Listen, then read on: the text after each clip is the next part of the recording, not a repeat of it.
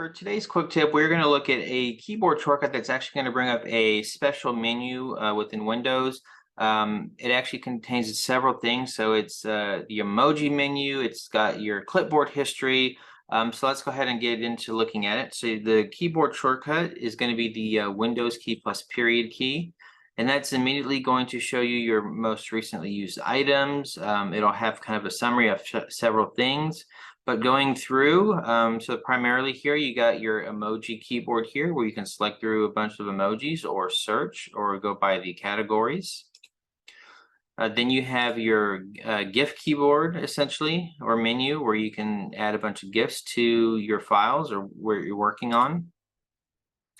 And then you have your Comojis, which is basically going to be your text-based emojis, probably most commonly associated with Japan is where you used to see a lot of these come out of. As well as you can access your list of symbols. So you can easily put those here in your document, as well as your clipboard history. So you can go through and see. And that is, again, pulled up by the Windows key plus period to access those special menu options.